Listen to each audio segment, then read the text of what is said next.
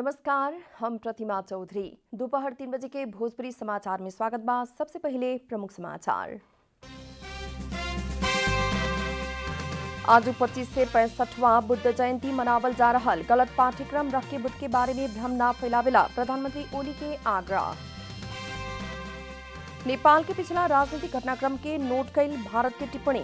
नेपाल अपन समस्या समाधान करे में सक्षम रहल भारत के विश्वास। काठमाडौँ उपत्यका में जारी निषेधाज्ञा 1 हफ्ता थप। किराना दुकान भी खोले के ना मिली तो अनावश्यक चलफिर करे वाला की कार्यवाही। यास चक्रवात से पश्चिम बंगाल में 2 जने की मृत्यु। 10 लाख जनता के सुरक्षित स्थान तरफ ले जावल गई।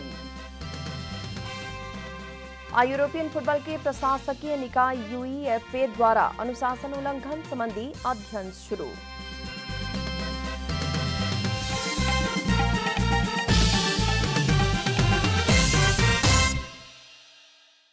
अब पूरा समाचार। आज वैशाख शुक्ल पूर्णिमा तिथि अर्थात 25 से 65वां बुद्ध जयंती भगवान बुद्ध के प्रति आस्था प्रकट करत मनावल जा रहा बा। गौतम बुद्ध के जन्म, बुद्धत्व प्राप्ति आ महापरिनिर्वाण प्राप्ति भी वैशाख शुक्ल पूर्णिमा के ही दिन भइला से ई दिन के बौद्ध धर्मावलंबी सब त्रिसंयोग दिवस के रूप में लेवेला सन। नेपाल के लुम्बिनी में ईसा पूर्व 563 अर्थात आज से 25 से 65 बरस पहले सिद्धार्थ गौतम के जन्म वैशाख शुक्ल पूर्णिमा के ही दिन में भइल रहे। राजा शुद्धोदन आ रानी माया देवी के सुपुत्र के रूप में जन्मल सिद्धार्थ गौतम 29 बरस के उम्र में घर बार आ दरबार त्याग के ज्ञान की खोजी में लागल रहने। 4 आर्य सत्य के विषय में बुद्ध से दिहल उपदेश बहुते उपयोगी मानल जाला। साथ ही आर्य अष्टांगिक मार्ग और पंचशील के उपदेश के कारण बुद्ध के एशिया के ही तारा के उपाधि द्वारा सम्मान भी कैल गेल बा। वही लेखा आजू के दिन किरांत समुदाय में उभौली पर्व मनावल जाला। साथ ही अत्यंत लोकप्रिय चंडी नाच सुस्वास्थ्य, दीर्घायु आ समृद्धि के कामना करत नाचल जाला। बुद्ध जयंती के अवसर में सरकार द्वारा आजू सार्वजनिक छुट्टी भी देहल गइल बा। संसार भर फैलल कोरोना महामारी के चलते ई बार भीड़भाड़ होखे वाला औपचारिक कार्यक्रम नइखे कइल गइल। राष्ट्रपति विद्यादेवी भंडारी द्वारा विश्व शांति के अग्रदूत गौतम बुद्ध के 25 से 65वां जन्म जयंती के अवसर में शांति आ अहिंसा प्रेमी संपूर्ण नेपाली में सुख शांति आ समृद्धि खातिर शुभकामना व्यक्त कल गेल बा। विश्व से शांति के प्रकाश के रूप में उच्च सम्मान करे वाला महान गौतम बुद्ध के जन्मभूमि नेपाल भइल हमने सबके खातिर गौरव के विषय भइल राष्ट्रपति से जारी शुभकामना संदेश में उल्लेख कल गेल बा। वहां के बुद्ध जयंती के राष्ट्र के प्राचीन सभ्यता आ समृद्ध इतिहास से प्रेरणा लेहत प्रगति के रास्ता में अग्रसर रहेला प्रण करे वाला अवसर के रूप में लेबे पड़े में जोर देहल गेल बा। राष्ट्रपति द्वारा बुद्ध जयंती के अवसर से नेपाली के राष्ट्रीय एकता के थप मजबूत बनावेला सब केहू में अभिप्रेरित करे सको कहवाला कामना कैले बानी। वही लेखा वहां के किरांत समुदाय के महान पबनी उभौली के अवसर में भी शुभकामना दिले बानी।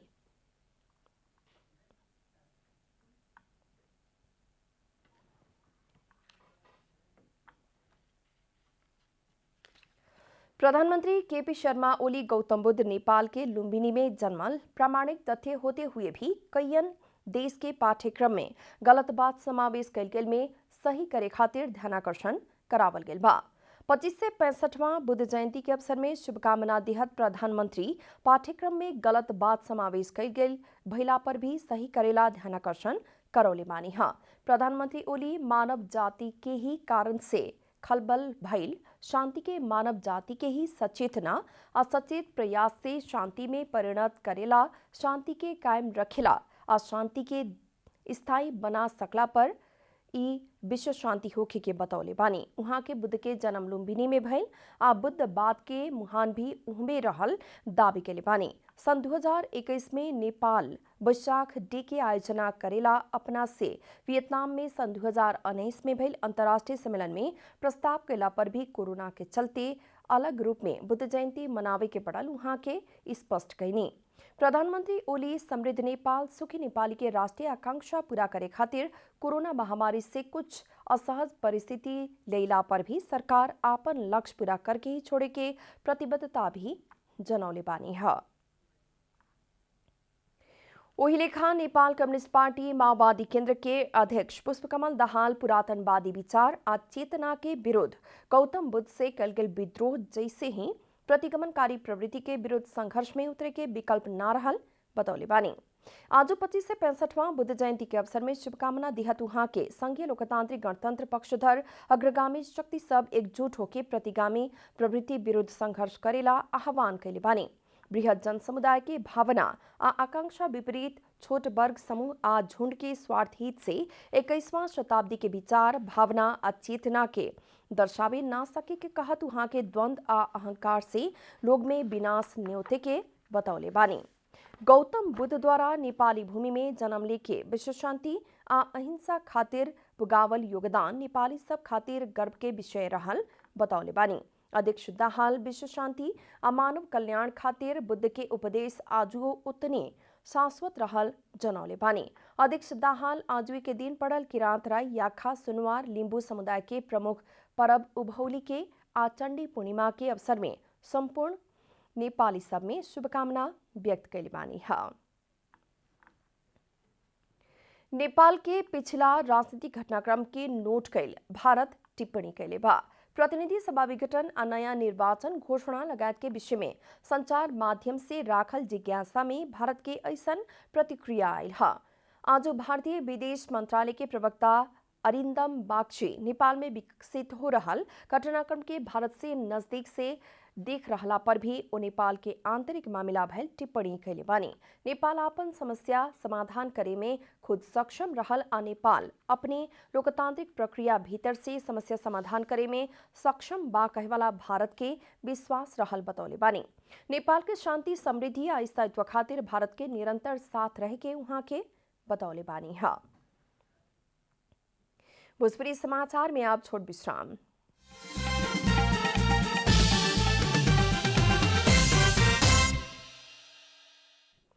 भोजपुरी समाचार में आप बाकी समाचार।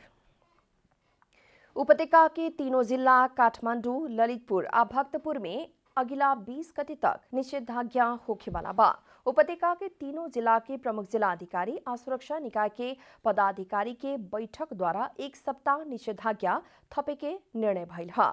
कोविड-19 संक्रमण के दर में कमी न अला बाद निषेधाज्ञा बढ़ावते थप कड़ाई करे के निर्णय कल गए। काठमांडू जिला के प्रमुख जिला अधिकारी काली प्रसाद पराजुली जानकारी देहनी। संक्रमण नियंत्रण खातिर निषेधाज्ञा के मोडालिटी परिवर्तन करके थप कड़ाई कल गए भी उहाँ के बतौले बानी। यो कोभिड को संक्रमण दरलाई चाहिँ नियन्त्रण गर्नको निम्ति हामीले गत वैशाख 16 गतेदेखि जारी गरेको निषेधाज्ञालाई चाहिँ अब थप गरेर चाहिँ 78/2/14 गते बिहान 1 बजेदेखि 78/2/20 गते राति 12 बजेसम्म एक हप्तालाई चाहिँ पुनः थप गर्ने निर्णय गरेका छौं। प्रमुख जिला अधिकारी पराजुली अत्यावश्यक काम ना पड़ के दूध तरकारी किने के नाम में घर से बाहर ना निकलेला, आश्वास्य सतर्कता मापदंड के पूर्ण पालना करेला सबके हुमे अपील कैले बानी।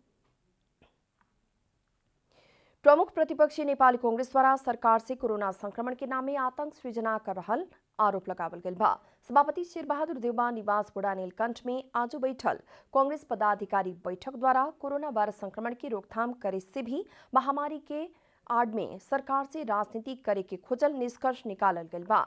बैठक के बारे में सह महामंत्री डॉक्टर प्रकाश चरण महत जानकारी देहत महामारी में जनता के दैनिकी असहज होत समय सहयोगी भूमिका निर्वाह करे से सरकार 2 दिन भीतरे किन मेल करके लगायत के बात सब करके जनता में आतंक फैलावे के खोजल बतौले बानी।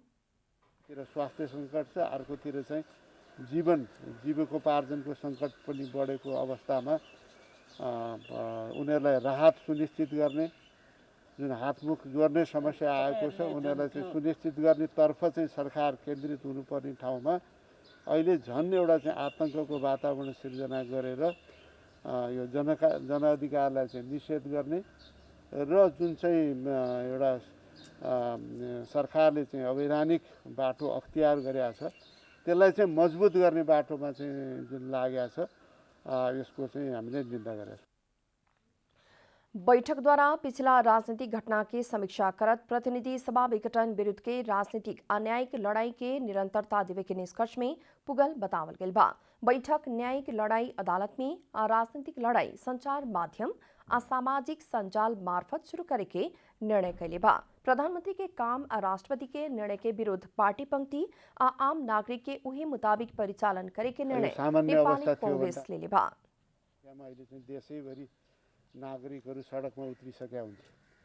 अहिले यो सङ्क्रमणको अवस्थामा त्यो सम्भव छैन, तर चाहिँ हाम्रो जति पनि हाम्रो माध्यमहरू चाहिँ सञ्चार माध्यमदेखि लिएर सामाजिक सञ्जाल मार्फत नागरिक समाजलाई परिचालित गर्ने, पार्टीको सम्पूर्ण तलदेखि वार्डदेखि केन्द्रसम्मका संयन्त्रलाई परिचालित गर्ने, अरू दलहरूसँग पनि समन्वय स्थापित गर्ने, त्यस मार्फतबाट राजनीतिक सन्देश चाहिँ निरन्तर रूपमा प्रभावित गर्ने। जेठ 7 गते आधा रात के राष्ट्रपति विद्यादेवी भण्डारी द्वारा भयल प्रतिनिधि सभा विघटन के विरुद्ध में कांग्रेस द्वारा विपक्षी पार्टी संगे मोर्चाबंदी कल गेल बा।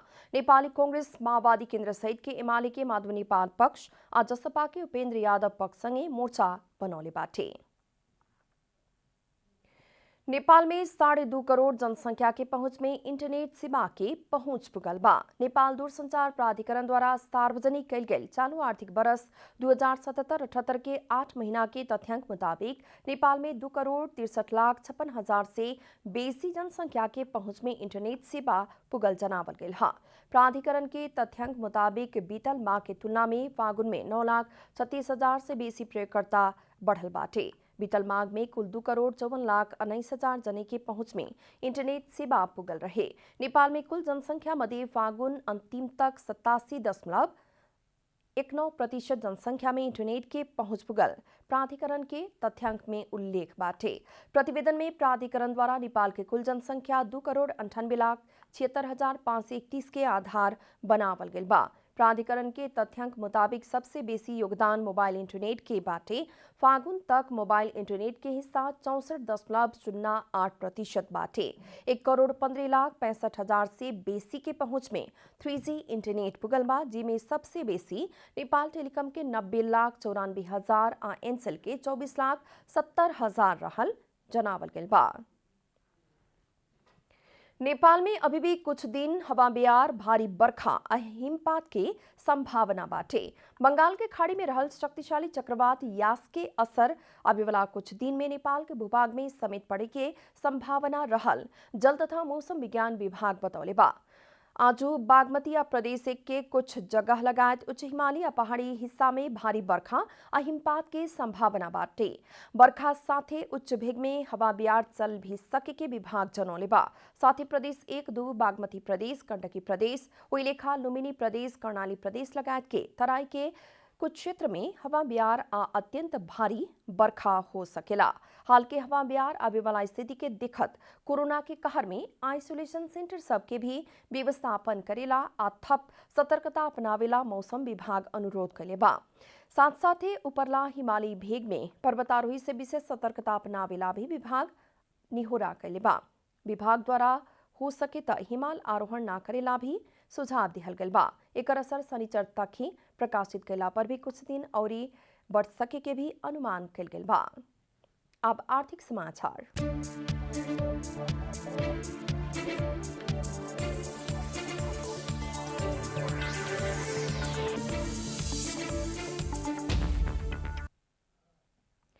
नेपाल उद्योग वाणिज्य महासंघ द्वारा आवे वाला आर्थिक वर्ष के बजट कोविड-19 महामारी के चपेटा में पड़ल अर्थतंत्र के ही पुरन के लय में लौटावे के व्यवस्था सहित के आगे पड़े के मांग कैले बा। कोविड-19 संक्रमण के पहिल का लहर से अत्यधिक प्रभावित बाजार के चलायमान बनावे किस्म से सरकार विशेष कार्यक्रम लियावे पड़े के महासंघ के मांग बाटे। महासंघ महामारी से जनता के जीवन रक्षा खातिर खूब आश्वास्ति पूर्वाधार साथ ही अर्थतंत्र के चलायमान बनावे के विषय के भी सरकार द्वारा प्राथमिकता में राखे पड़े के बतौले बा। महासंघ के अध्यक्ष शेखर गोल्छा पिछला साल महामारी नियंत्रण खातिर कल गेल लॉकडाउन के कारण नकारात्मक दिशा में गई अर्थतंत्र पुरन के लय में लौटे ना मिलते कोविड-19 के दोसर का लहर से बढ़ौला बाद अर्थतंत्र फेर ठप रहल कहत बजट से बाजार चलायमान बनावे की सिम से अर्थतंत्र के मुद्दा सबके संबोधन करे पड़े के बतौले बानी। अध्यक्ष गोल्छा देश के अर्थतंत्र के मेरुदंड के रूप में रहल छोट आ मझौला उद्योग के समस्या संबोधन करके कर्जा प्राप्ति में सहजीकरण करे पड़े के जरूरत भी दिखौनी है। महासंघ के वरिष्ठ उपाध्यक्ष चंद्र ढकाल अगिला बजट से कोविड महामारी से नागरिक के बचावे खातिर खोप आ स्वास्थ्य पूर्वाधार के व्यवस्था के पहल का प्राथमिकता में राखे पड़े के बतौले बानी। कोविड-19 महामारी से नानीमन से प्रभावित भइल अर्थतंत्र के पुरन के लय में लौटावेला आर्थिक गतिविधि बढ़ावे के आ रोजगारी सृजना करे किस्म से व्यवसायिक क्षेत्र के प्राथमिकता देवे के कार्यक्रम सब बजट में समावेश करे पड़े के भी बतौले बानी। ढकाल कोविड के चलते मार में पड़ल अर्थतंत्र के चलायमान बना के उत्पादन मुखी क्षेत्र में लगानी बढ़ावे खातिर मूल्य अभिवृद्धि करके दर घटा के आयकर के दायरा चौड़ा बनावे पड़े के सुझाव भी दिले बानी है। भोजपुरी समाचार में फिर छोट विश्राम।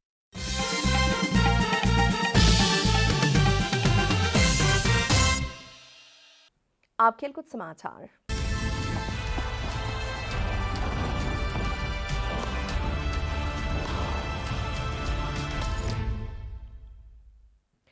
यूरोपियन फुटबॉल के प्रशासकीय निकाय यूईएफए अनुशासन उल्लंघन संबंधी अध्ययन शुरू कैले बा। विवादास्पद यूरोपियन सुपर लीग के योजना से पीछे न हटल बार्सिलोना, यूवेंटस और रियल मैड्रिड के विरुद्ध यूईएफए अनुशासन उल्लंघन के अध्ययन शुरू कैला था।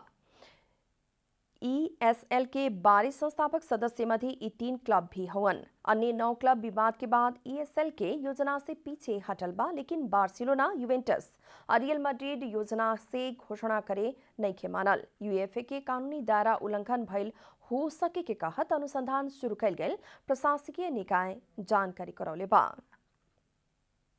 अंत में प्रमुख समाचार फिर एक बेर।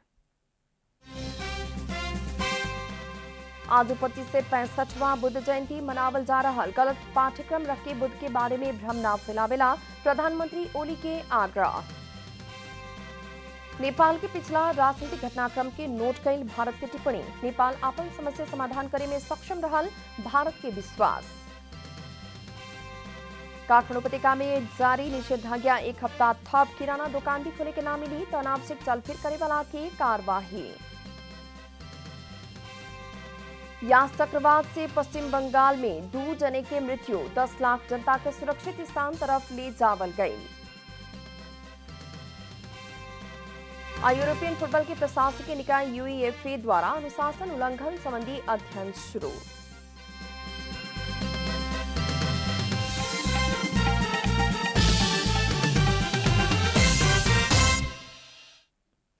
भोजपुरी समाचार अभी खातिर इतना ही। जनता द्वारा जनता खातिर प्रसारित जनता टेलीविजन के कार्यक्रम सब अपने यूट्यूब, ट्विटर, फेसबुक का हमने के वेबसाइट जनतासमाचार.com में भी पढ़ आ देख सकतानी लोग। सूचना में अपने के सहभागिता, समय में समाचार, हमने के प्रतिबद्धता। नमस्कार।